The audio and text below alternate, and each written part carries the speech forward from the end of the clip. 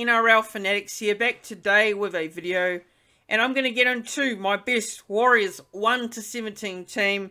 Now this is bearing no injuries and no suspensions at all. It's the best Warriors team on the paddock altogether. So let's get into it. So starting off with fullback, I've gone with Reece Walsh.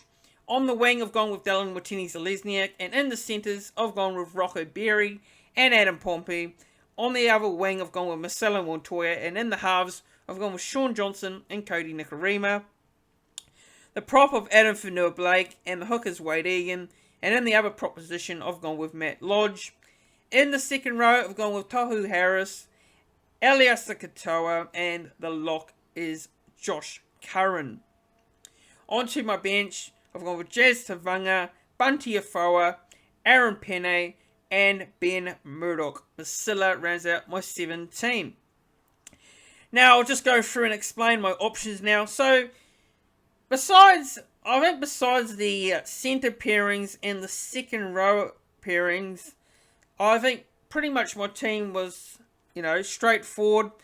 Now I think you can also say that the outside backs, the likes of the centre pairing, is the one that was up in the air for me as well in terms of selecting my best Warriors 1-17.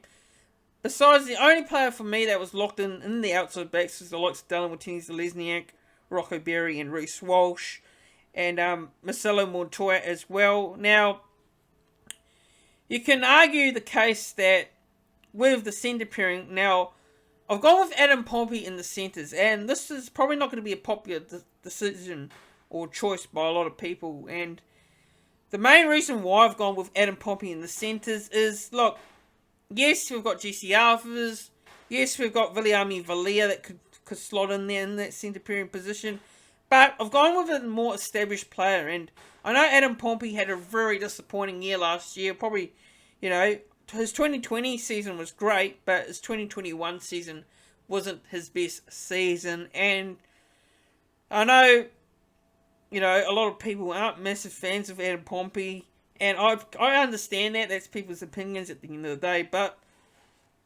you've got to have an established player in that position, and yes, you probably can put the likes of, maybe you could move Marcelo Montoya into the centres, and maybe move Junior Ratuva onto the wing, but I just think that, Jesse Arthurs is a player that can play backup, and I think, when we get injuries into that position, I think Jesse Arthurs can then come in for me personally. I think if you have a lone player, I don't think a lone player should be just getting selected over the established first grader, in my personal opinion. So, yeah, Adam Pompey for me, that's the reason why I've gone with him in the centres over the likes of Jesse Arthurs and the likes of Viliami Valia as well. But, not to say Jesse Arthurs can't do a job. I think, he's more than capable of doing a job, but I just think, personally, just in my opinion, I'll stick with Adam Pompey there in the centre position. Now, the halves, for me, is the one that's been really talked about, and it looks like Cody Nikorima and Shaun Johnson will be the halves combination. They will get picked for round 1 against the Dragons.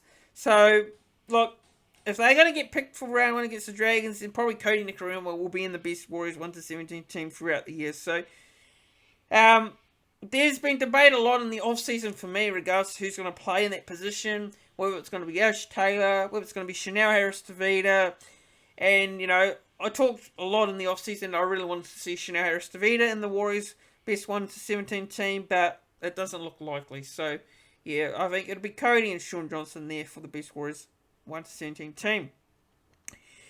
Now, the second row positions, and there might be people thinking that Eliasa Katoa, why would you start him in the second row? Why would you not have him on the bench? Well, I think if you're going off pre-season so far and looking at, I know it's only pre-season and you can't really get a read too much on one pre-season game, but against the Melbourne Storm, I think Eliasa Katoa really impressed me the most during that pre-season trial. I think, for me, he showed why he wanted to be back in that starting team, and last year, I think he was in and out of the side quite regularly. He was either starting or he was either on the bench, and I think Alistair Katoa is more of a starting player. I know a lot of people would say he's better coming off the bench, but if you look at Alistair Katoa, in 2020 he had a very good season.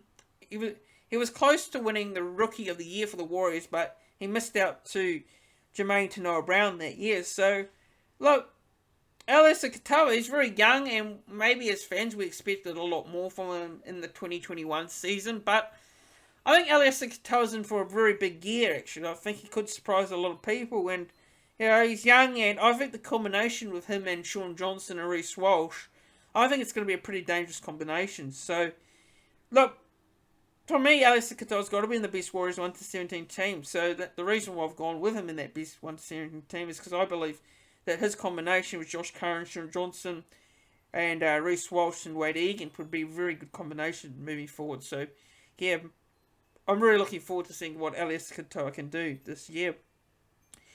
Now, onto the bench now, and I've gone with Jazz Tevaga on the bench, and look, there's people out there that will say Jazz Tevaga is a player that, many aren't fans of.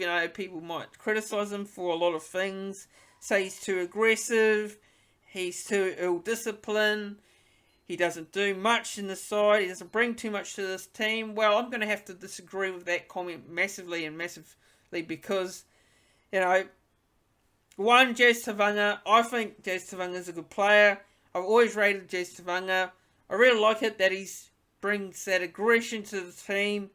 Yes, maybe he can tone it down a little bit in terms of giving away penalties during games, but I think Jazz Tevaga brings that aggression that we need, and we don't have that player that sort of player in the side for many years. If we looked at lots of Kevin Campion, Steve Price, they've always brought that a bit of mongrel to the side, that hard-nosed type of player, and that's something we've already lacked over the years in terms of the Warriors. We need someone that's going to bring that hard-nosed sort of attitude, and Jazz Tevaga, he's got that hard-nosed attitude. He's a player that maybe a lot of opposition players may not like, actually, and look, Jazz Tevaga, he can come on, he can play lock, he can play, any position. He can play in the hooker spot. Personally, I don't think he should play hooker, but he can come on playing that lock position if the likes of Josh Curran needs a rest. So I've always, for me, I'm always going to have Jazz Tevaga in that best Warriors 17 for the year. On to Bunty Afoa, and Bunty Afoa had a pretty good off-season, actually. Pretty good off-season. Very good in the trial against the Melbourne Storm. He was starting that proposition.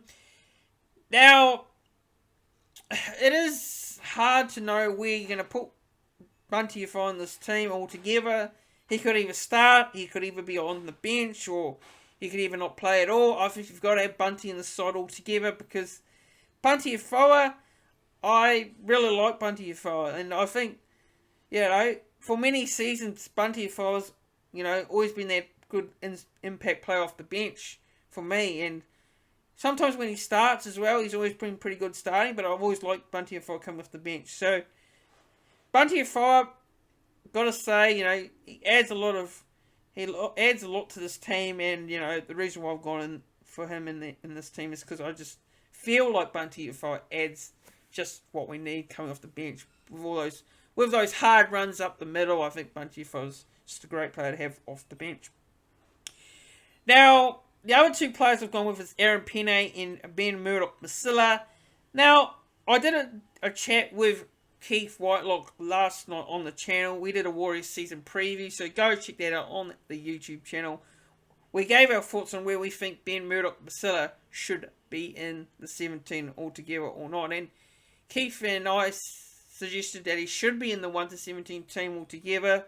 And I've got him in the 17. I know some people might be questioning that call, but you've got to have him in that 17 altogether somewhere. And I wouldn't start him over the likes of Matt Lodge, and I wouldn't start him over the likes of Alistair Katoa or Tohu Harris, because I wouldn't break that combination, or I wouldn't play him in the prop position over Adam Van Blake. So I think Ben Murdoch-Masila off the bench, he can come on. He can play in a bit of a second row.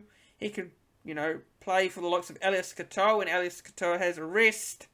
So, yeah, look, that's the main reason why I've got him in there. I think just to come on, add a bit of impact, play in the second row for someone like Elias Katoa or Tohu Harris when they need rest.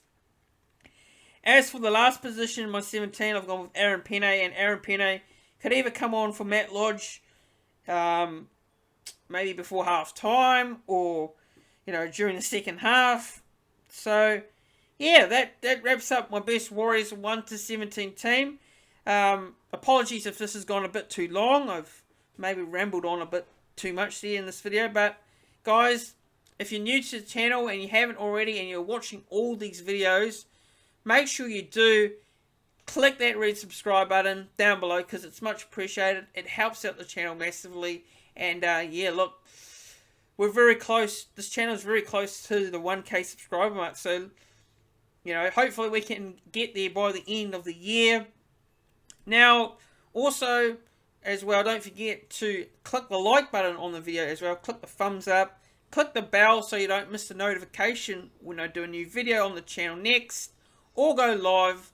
And also, don't forget to share your thoughts in the comment section below. What are your thoughts on my best Warriors 1 to 17 team? And if you disagree with my best Warriors 1 to 17 team, let me know yours in the comment section below. And yeah, I'll see you guys all in the next video.